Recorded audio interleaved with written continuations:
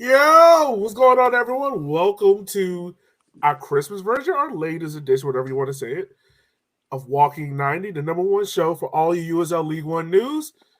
We got a special host today. See the guy right? Hold on, let me get it right there. I can't point to today. He can do it all on the field. He's the guy that puts himself into football manager as Francesco Totti, Mr. Marco Micaletto. How are you doing today, sir? What's going on, guys? It's all good. Thank you for having me. No problem. And my two other co-hosts, Eb and Kyle. What's up, y'all? Yeah, we're here. Yeah, we were talking before recording, and Marco was talking about how he makes himself the captain, the number 10 of Roma. I applaud it, This is and I already a bad appreciate start. it. You gotta make sure to show the board who's boss. Yeah, I thought that was going to stay off the live version, but What's going to happen, man? Like, if you can find yourself in a video game, I 100% agree with you. Like, I would make myself the captain of any team. Any team. I think I got sacked after like 2 months. It was worth it. It was Did you at least score a goal with yourself online? Nah, no chance. You didn't even make yourself the penalty taker? I was about to say we should have got a penalty, then maybe I would have scored. There you go. Well, Marco, we got you on the show because not only did the news come out recently that you have re-signed with Tormenta. I think, what was it, a 2-year deal, correct?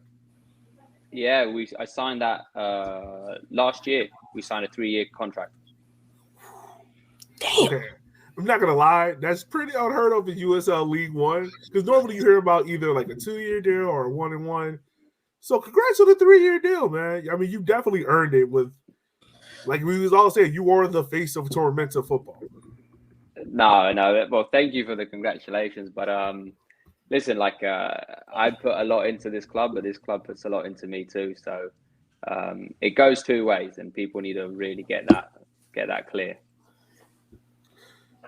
So let me ask you this before I let my two co-hosts start asking you questions and whatnot. What is it about Tormenta that makes it special to you for you to stick there throughout these 3 years where other players in the league have jumped around to other clubs or jumped up a league? What about Tormenta is special to you? I mean, it's way more than just a club. The relationships I've built with the owners, Darren, Miss Nitra, Jeff, Elena, to the supporters, the community. It's more than a club, and it's pretty cool to play for someone that you really care for. You know, it's actually probably a massive struggle that if I look down in my career, maybe one day it might be somewhere else, and I don't know how I'll feel about that because, when you go out there and you play for Tormenta and you're representing just the community and just everyone at the club, it means more. You start knowing Julie, the lady that cooks your food, and Reggie, the guy that cuts the grass, and you start having all these personal relationships with them. I know it's fun, man. It's a privilege. It's actually a privilege, and I hope other players can also have the same experience that I have in their playing days because it's cool. Yeah. So, question. I'm very much the vibes person of this trio. So I'm going to ask, what's the vibes like in Tormenta? How do you want to see this club grow for 2022? Especially because, I guess we can consider you a veteran of the game, and you just signed a 3 year. So what's the vibes like? How do you see yourself growing, you personally and the team growing in 2022? Listen, every year will be better. Every single year will be better. From a club's perspective, this year we're going to get our own stadium up and going, and it's just a massive, massive project, and the ownership have stuck with it. And it's to get all this going during COVID is hard. It's hard. So, but they carried us through, and I'm sure they're going to reap the rewards of all their hard work. And as a player, new incoming or who's been here, whatever, like it's so exciting to be part of such an exciting project. The gaffer, he's on it. I think everybody within the club trusts him 100%, and I've got no doubt that that first year he's just had, he's learned a lot from it. He's going to make a few changes, and once he figures it out, he's going to get the team firing. So it's just it's just exciting. Every year we're going to get better. We're doing the things the right way. We're focused on the relationships, and as I said, the more time we can get players devoted to this club, and they understand that it's more than just playing the game. It's like it's so much, you're representing the community, you're representing everybody else, then you tend to also perform better. And that's sort of I'd imagine that's the Tormenta business model. We're a family, we're based around the relationships, to hopefully transmit that onto the field. All right. So I'm trying to figure out how I should best phrase this question. Can you describe Marco Micaletto, the player? Because watching her in the field, like, you are definitely one of the faces of the league.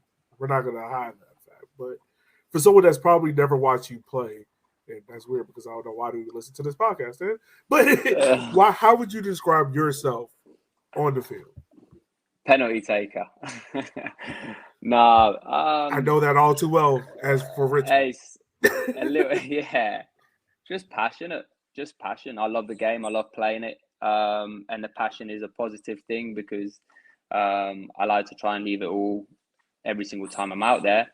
But it's also something that has to be controlled, and every now and then I struggle to control it. But I think that's what it's all about, As a supporter, I even enjoy seeing that outburst of passion in players that play for my team. So I guess I don't fault myself too much, but I do understand that for my growth, if I'm able to channel the passion I have when I play for all the positive sides of it and less so the negative slide tackles and whatnot, then I think I'll be that much better for it.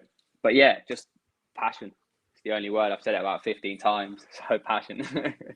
No, we can definitely see that passion from you. Definitely on and off the field. This year, stats wise. Oh, Kyle, you got something? Well, I was just gonna say, I know you talked about your deep connections with Tormenta and how you're gonna be there for another 3 years. So I guess what brought you to Tormenta? What gave you that indication? Like, yes, this is the place that I need to be. When you first signed, and then obviously staying, the extra 3 years. Like, what is it about Tormenta that really appealed to you? So we speak about it with the owners quite a lot. I'd say when I came in the summer for the PDL or the USL League 2, whatever it's called, 2 days into my time here, I got some weird like infection in my neck. It was weird, like tonsils. I don't know what it was. And I was struggling big time. And my mum was like, all right, I'm flying you home. Like, don't worry about playing in the summer. You're done. And it's about 6 a.m. in the morning on a Sunday morning. And the owner, Darren Van Tassel and Miss Nitra, they pick me up from the dorm I was staying at and take me to the hospital, to the emergency room where I don't know who they spoke to. They must know someone. Within 5 minutes, I was getting seen by a doctor and getting fixed up, and they had to drain my tonsils or something. It was weird. But like that level of care, and for them to do that to someone that I'd never played for them, I'd never trained for them, I'd barely even spoken to them. I just didn't know them. And that really kicked off our relationship. And if you guys, you might know, you might not know, but they are so present every single day. Miss Nitra is the one that sometimes puts the food on our plate, and she's the owner. Darren takes us out golfing anytime he hasn't got a phone call to go to, and he's the owner. The other owners take us fishing, and they're just so invested on that relationship with us. They care so much about our well-being as people first, that as a player after that, it's quite easy to be invested in this club, to be honest. Once you get in and see what everyone's willing to do, you almost don't really believe it to begin with. You're like, this is just a bit weird. Like, what do they want out of me? And then you realize that's just who they are. They want to be here for you. They want to help you. And, regardless of whatever happens, they'll forever be someone that will be in my life, for all the right reasons. So I'm going to ask you this question, Marco. Like from what was it, 2019 to now, you have definitely improved stats wise as a player. If you could go back to that first year at USL League One, what would you tell that Marco to make him a better player?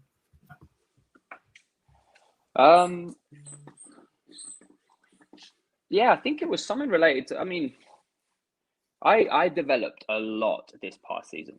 A lot more. I've got so much more confidence in my game and in tight areas, which was an area of my game that I think everybody else thought that I was good at, but the truth is I wasn't very good at, and I knew that. So league in my first couple of years, I used to play quite wide because I'd have loads of space. And to be honest, if you're an all right player, if you get space, anybody can do it. You know what I mean? This year, I really pushed myself, from a technical and tactical standpoint to get myself in uncomfortable situations. And it happened in training where it'd be like bad touch. And as you just keep going until you start getting a hack of it. And after that, you just add a new dimension to your game. And I mean, essentially, the first year I was so sort of worried about my own ego to not really want to challenge what I wasn't good at. I just stick to my strengths. What's happened throughout, and I think it's part of everyone's process, obviously, is that the more I gain, the more confidence I gain, and the better you do as a player. You start having that confidence to push outside your limits a little bit, because when you do fail, you still feel like, it's all right. I mean, I failed, but doesn't mean I'm shit all of a sudden. You know what I mean? I'm still good. And I think that's the main one. It's just a bit ego related, being understanding that like making mistakes is all right. Whereas at the beginning, you're always trying to look like you're invincible and you can't make a mistake. Whereas now it's part of it. Is that something easy to do for professional players to like understand that you have to be self-critical in this game to succeed? Is that easy for professionals to do? It depends who you are. For me, no. Like I didn't have the brains or the head to be like that. I wasn't very mature. But if you get put into an environment where you've got a good, solid support system that helps you become self-aware, I think self-awareness is everything, and understand where you're good and how to be better there, but also where you're bad and how to be better there. That's the key. Otherwise, you're never going to develop as a player. And there's some players, to be honest, that are so self-aware. Just I don't know if it's an innate ability or they matured quicker than me, and it's brilliant. They can get it. For me, it came on late. Sure. Kyle, Ebony, you got any questions? I guess one to follow up with that. You mentioned like getting better. Overall, your stats have improved from 2019. I kind of skipped 2020 because it, weird year, and into 2021, like your goal producing grew, your attack grew, all that stuff. So where do you put your benchmark for next year to consider it a success for you personally? I don't like to base the success too much off the stats, but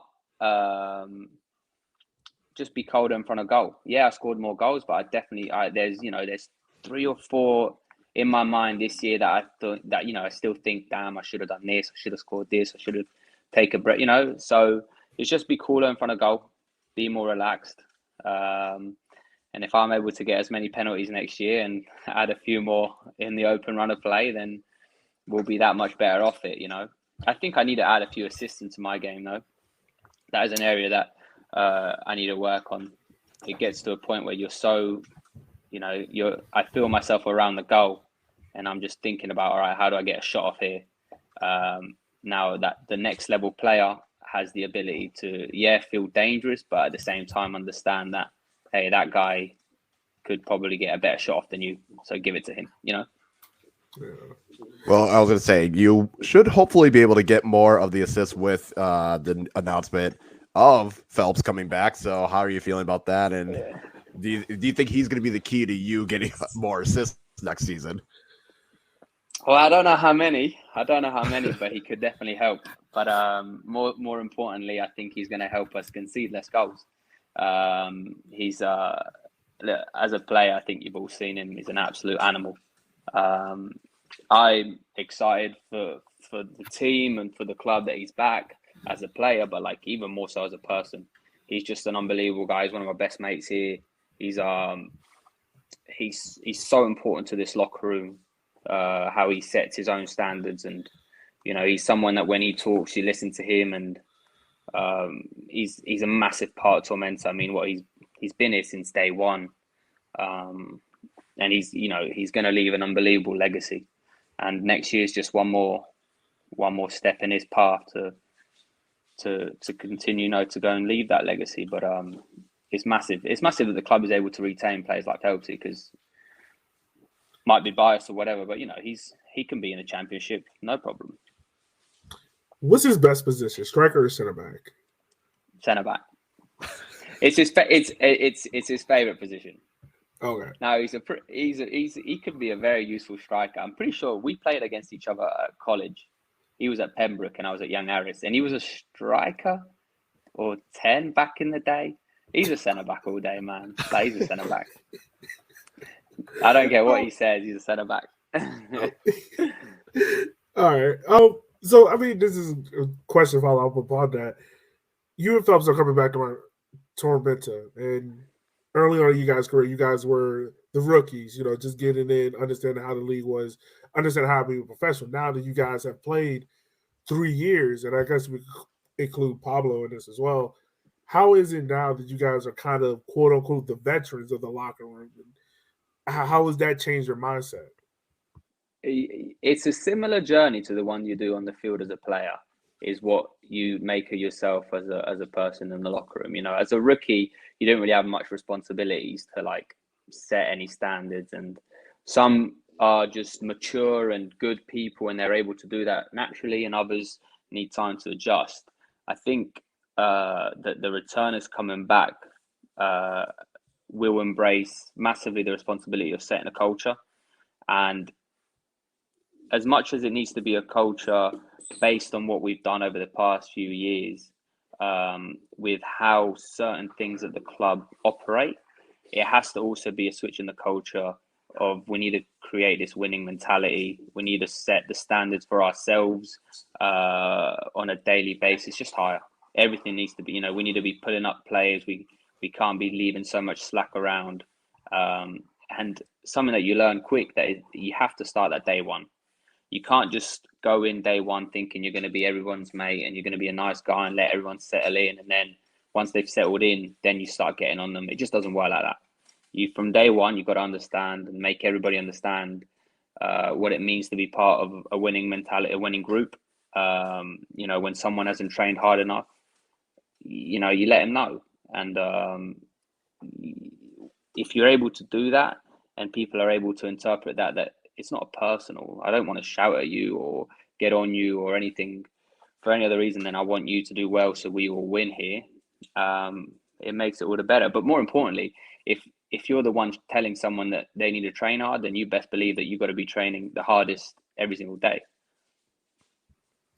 Yeah, no, that's very true. Is there one player this year that really you saw the growth in them? Someone early on that you were just like, hey, you can do a little bit better. By season end, they kind of just took it off. I think Azad Liadi, the striker, he just needed time to adjust a little bit. And I think we needed also, and myself, I was meant to be the one to feed him all the time. So I needed time to adjust to him. But I think that final part of the year was absolutely ridiculous. I used to remember like being on the field and thinking, wherever he is, I'm just going to smash a ball at him because he's going to get a goal somehow and figure it out. You know what I mean? He grew massively, and it's someone that he's a very, very good player. Yeah, I was going to say the game that comes to mind was that Fort Lauderdale game. That was what we call It's unstoppable. The most chaotic, typical League One type of game. What were your thoughts during that whole match? It's like as it was going and all the goals that were happening and the red card and everything. What the fuck? Just 90 minutes of like what? We went 3-2 down with the red cards. I think they scored. I can't remember whether Ricky put in a horrendous challenge in the middle of the park. The ref played on and they scored, and then we got a man sent off. Yeah, so I think that was 2-2 or 3-2, and then we just scored 2 goals out of nowhere. I honestly can't explain that game, and it's heartbreaking that I still feel guilty for it, because the final corner, the one where they scored the equaliser, I'm never in the box or corners. I'm just always on the edge of the box, and we're obviously 10 men at this point, so I'm still on my position. And Gaffer shouts over, "Get in the box, get in the box." And so I was like, all right, where am I going to do least damage? I was like, well, I'm going to go back post and just try and like body someone or whatever. And that ball just comes to the back post, and I don't know what the centre back's called. He's just a massive lad. And I just see him with the corner of my eye, and he just takes me out, scores the goal. And I thought, this is why I'm not in the box. But that was a crazy game. That was one of the most heartbreaking games this season. And we had a few heartbreaks, but that one really hurt, because we felt like we'd managed to almost pull off something pretty special, to just get it taken away from a set piece. And that's something that Gaffer hates as well. And, you know, that's something that we'll work on a lot next year. Will be just like, we've got to be better at defending set pieces, because in a league that's so tight like this one, and games are so tight, more often than not, those are massive occasions in a game to get one or not concede one, you know? Yeah. I just want you to know we're going to use that soundbite of you saying "what the fuck" in future parts of this show. I already know the Tormenta front office are going to be killing me for it. All right. It's all right. But for those who don't know, like, can you explain your manager? Because to us, he seems very, like, not soft-spoken. I'm pretty sure he's not soft-spoken to y'all. But, like, how is he as a person? Like, what is his tactical setup? Because for us, a lot of times it felt like Tormenta's tactical setup was just vibes and score. He's a genius, both off and on the field. Like, he's a really, really clever man. Just really charismatic. You know, anyway, I find him really charismatic. I've enjoyed working for him, and he's massively, him and his staff. You know, his staff are big time too. You got Tomo, Jordan, Georgie, and goalkeeper coach. But like, he's footballing wise, he gets it. He was a great player himself, and he was a midfielder. He's so involved with the details of the game. I mean, I think you can see on the attacking standpoint, he's obviously knows what he's doing, and defensively, we're working on it. I don't really give too much of the blame to him. I think it was more of an execution problem than a setup. But he's brilliant, and even off the field, like, he's a young lad. You know, he's a young manager, and if you speak to him, it doesn't take long to realize that he's really switched on. He's really switched on. He's easy to trust and easy to respect. That's good. That's good. I mean, that was a good answer, wasn't it? Yeah, it was a perfect answer. There you go. That's the one to make up for saying "what the fuck" earlier. Yeah, good. We'll make sure to send that soundbite over to them. Yeah. Good. No, we're gonna put it on a big scoreboard. So, question for you. So, obviously, Atlanta is not too far, 3 hours. Have you seen that support trickle down? Like, have you seen support in the South like change over your last couple of years? And where do you hope to see it go, especially with like Atlanta in town? Hopefully, you're getting an NWSL team coming into the Georgia area. Yeah, we got the W League team coming, so that should hopefully. Yeah, that's right. I mean, I don't think we get much support from Atlanta, but when you're competing with Atlanta United, it's a pretty difficult, difficult rivalry in that sense. But whereas, Southeast Georgia, our academy is a massive, massive part of that, because we have academy in Hilton Head, in Savannah, and all of the surrounding area, so all of those kids wear the Tormenta crest just like we do. And so the kids, the parents, it just grows the awareness of the team that's based in Statesboro, I think the most evident thing that I've found over the 4 years I've spent here is just it's also just the knowledge, the increase in knowledge of the supporters about the sport. So many of them were like first timers 4 years ago, 5 years ago, when this club started, that they just go for a good time. And now, obviously, after 5 years of watching soccer, they can start picking up on a few things, which is good and bad. But it's growing. It's growing, and as I said, that stadium and everything else that's going to come with it, I think it's just going to elevate the profile of the club and increase it even more to the public. With that new stadium coming in, do you get to pick your own locker? Like, I'm wondering this. I don't know. Miss Nitra does that. You see, Miss Nitra, she's the boss. She's the boss. She picks everything, and you do not question.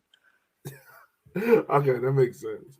But when it comes to the locker room, like, are you controlling the music? Or are you controlling how the flow goes before the games? Like, what you doing before games? No, I don't. I used to be DJ maybe like year one or so. Now I've kind of handed that baton off to other people. Ricky Gomez was big time DJ for us this year. Phelps, he's a decent little DJ himself. He's got some good bangers. No, before games is I don't know. Something actually that I work with our sports psychologist here, and I don't really like. I'm not that guy to get in the zone. You know what I mean? I can't take it too seriously. Like, as I said, at the end of the day, I'm playing soccer and it's like the thing I love, and I'm having a good time and I'm having a laugh, and you're focusing on the important details, set pieces and stuff like that. But I'm not someone who's going to like put his headphones in and like get in that groove on that zone. I'm just having a laugh. If I can see someone else is sort of similar to me in that aspect, then I'll go chat to them, because you've got players that you can tell they just want to be left alone. They'll have their beats on and you just sort of, all right, you get yourself going. But I like to have a chat. Every now and then there'll be a USL game that started before ours, and just throw it on and just watch it and have a look, support the other lads along the league, support your mates. Just take it pretty lightheartedly, and then when the whistle goes, that's when you switch on. So you know what I'm about to ask you now, right? You know what I'm about to ask. No. So when you watch other USL League games, was there any games? Is there one particular team that you're like, all right, if I got time before our game, I'm gonna watch them? Who you watching? No, there's not a particular team, but there's teams that have more of my friends than others. So, I know a few of the lads at Greenville, Neil, obviously at Richmond, Malloy at Madison. I follow a few of the boys like that. We'll speak, often enough that I'd want to keep tabs on them. But it also depends what the matchup is, Okay. Is that the same kind of like with USL Championship as well? Like some of your former teammates, kind of like a Connor Antley, like trying to see what he's doing as well? Yeah, admittedly, I should probably watch more of the Championship than I do, but I'd probably have just followed Tampa for Connor, to be completely honest with you. Yeah. Yeah, no, that's understandable. So let me ask you this: you say you like to have some fun before the games. What's the funniest joke you've heard coming from an opposition supporters group towards you since you've been playing?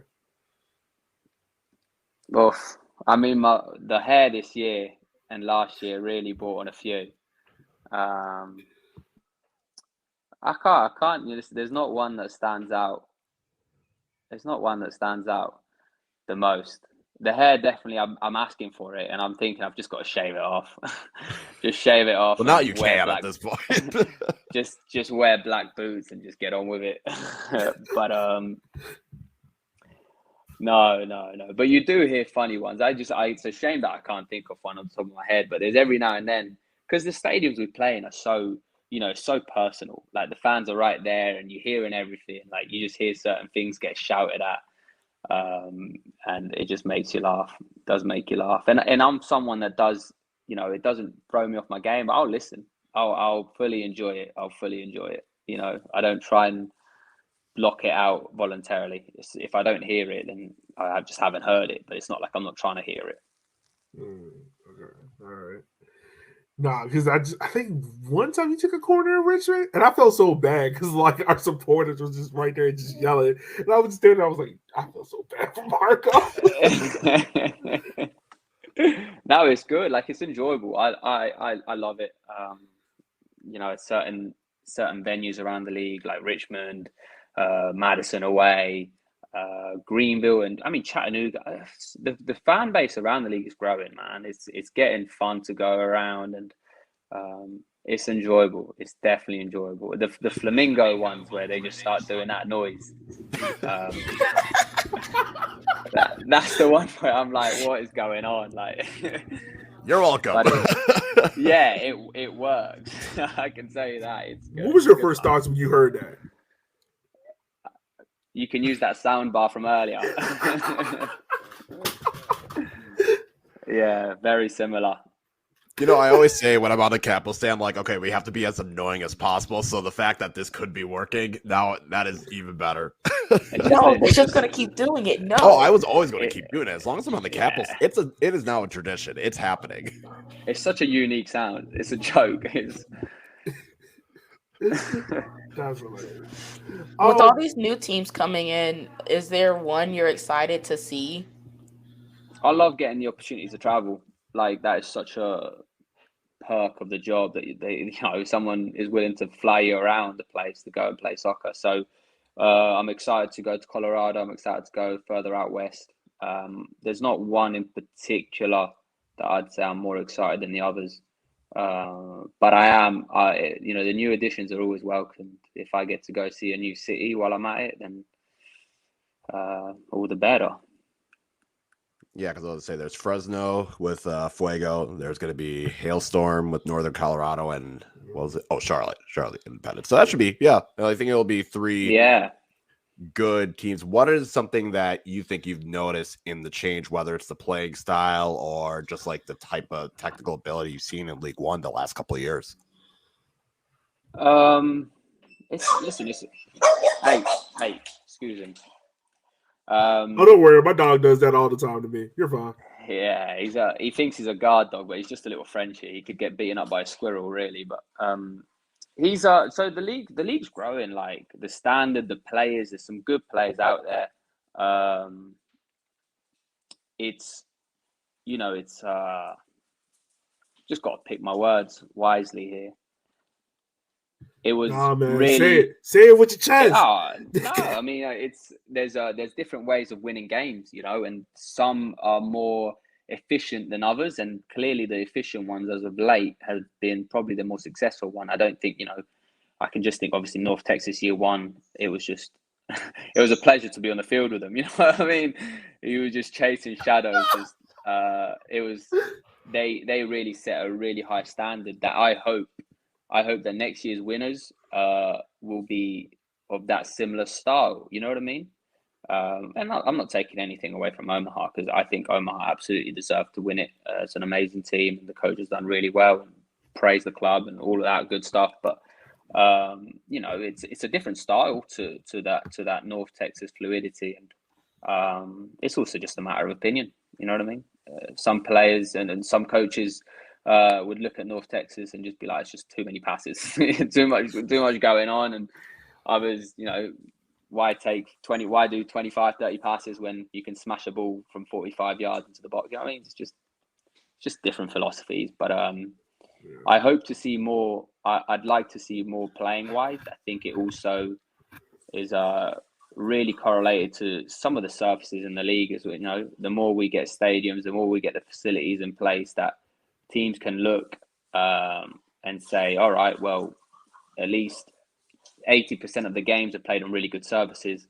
Let's put the ball down and play. You know what I mean? If you look at the league and you're thinking, well, we're going to have to go to this turf and that turf and that over there and that over there, you start thinking, you know what?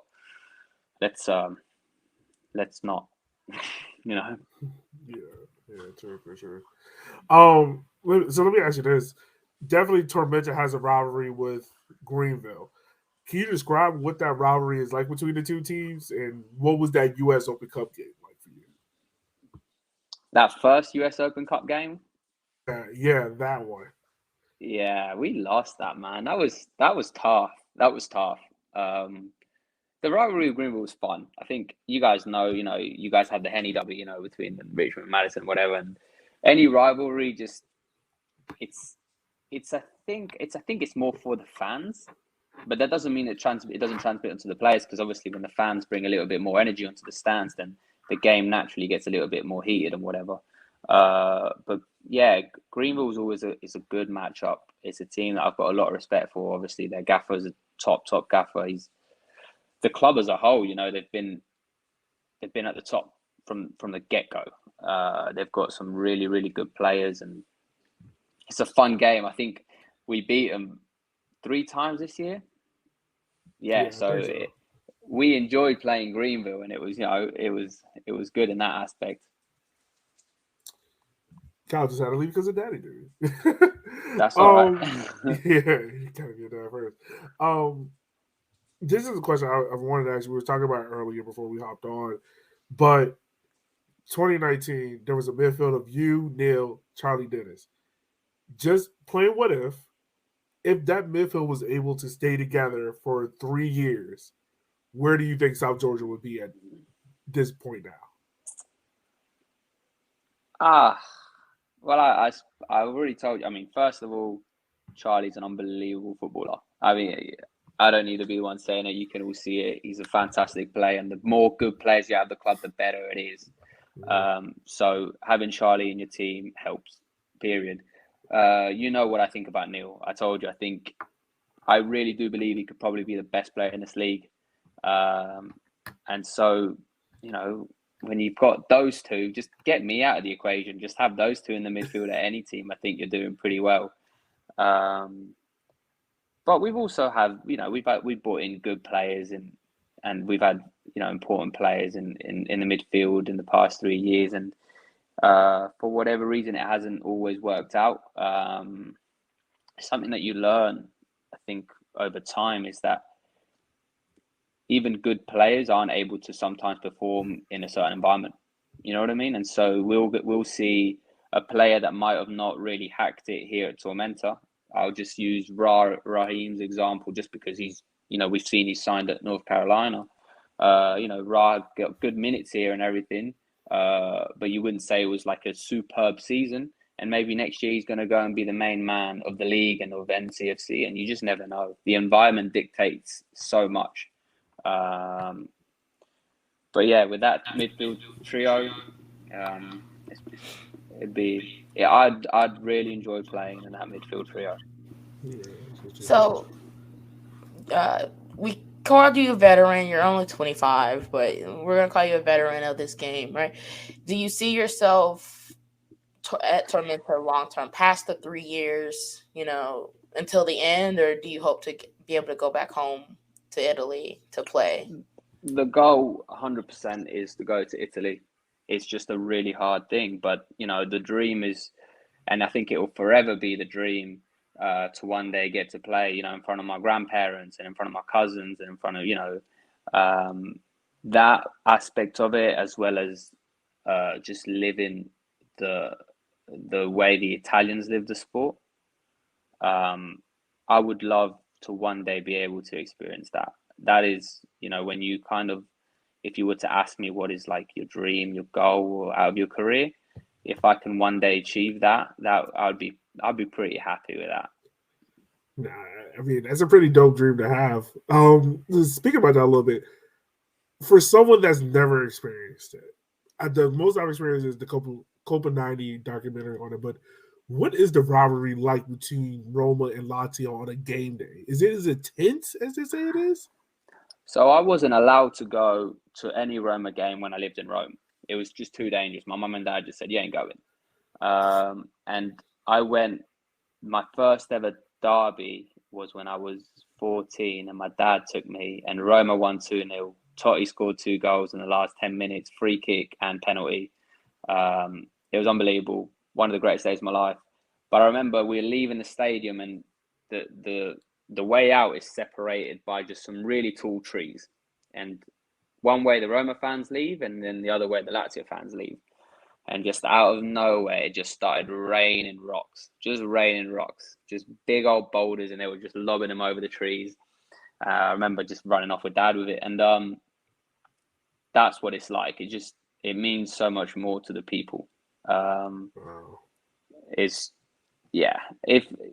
it's always, if it doesn't matter how bad your season is, if Roma beats Lazio, all right, that's fine. That seems to work, man. Well, we definitely know you are flying, getting on a plane tomorrow, right? Going to England, going to Italy to go see some family and friends and whatnot. So that's right. Marco, it's been a long time. I know, man. You need to go see the family, man. It's been, 2 years, right? 2 years, yeah. So when you get to Italy, what's the first thing you're going to do? Eat a lot. They ain't going to be happy when I'm back. I'm not even mad about it. So what are you eating? Like, what is the first thing you're going to get into? Grandma makes some unbelievable. They're called orecchiette, just homemade pasta. It's just really simple though. Like tomato sauce and orecchiette is all I want. But there's something else called pasticciotto, which is like this little cake that's really like, it's only in the south of Italy do you really find that. And I will have as many as I can while I'm there, and just a good old pizza. If you haven't been to Italy and tried a pizza, then you know, not to say like I'm guilty. I'll have Domino's every now and then and stuff. Like I like that stuff, but it's not. You can't compare it to what pizza's like back home. It's just tastes different. It feels different. It's just better. Yeah, that's 100%. Just like the wine, man. It's a lot better. Just like the wine, yeah. Just like the wine. I totally understand it. I have one more question for you. When are they building the statue? I know you're listening, Tormenta. When are you building the statue? That's a good question. Because we've been asking on your behalf, my guy. Oh, come on. Let's be honest, though. It should be a good old... There should be about 3 or 4 players on that statue. No, Marco. It's more of Marco, you know what I mean? Marco, we love you. We love you. But, sir, that statue needs to be built for you. They can have plaques for you. Yeah. That's gotta happen, man. Funny I day. want to ask you this before we wrap up. Could you ever see yourself coaching Tormenta, like being a lifer there, like almost being like Tati? No, I can't coach. I just haven't got it in me. Okay. I haven't, and it was something that I thought I did, but I would love, like I do believe that I want to stay in the game when I finish playing in a director role or something like that. The person that blames the coach, essentially, that's the position I'd like to have. Okay. And well, if I could be that at Tormenta in 15 years from now, or whatever it is, that would be pretty cool. So all around, you are definitely like Francesco Totti. He's my hero. It works out, man. Marco, man, we just want to say thank you so much for taking the time out of your day, for definitely coming on, hopping on with us, and letting the fans get to know you a lot better, man. No, guys, appreciate you guys, and listen, keep doing it, keep chatting away, and keep giving your opinions out, because it's enjoyable, and you guys obviously bring a fresher breath of air to the league. So I appreciate you guys. All right, y'all. Well, as always, listeners, we want to say thank you for taking the time out of your day for watching the show. We'll be coming on in the next couple of weeks with more interviews, more guests. But as always, we'll holler at you guys later. Be easy. Be safe. Later.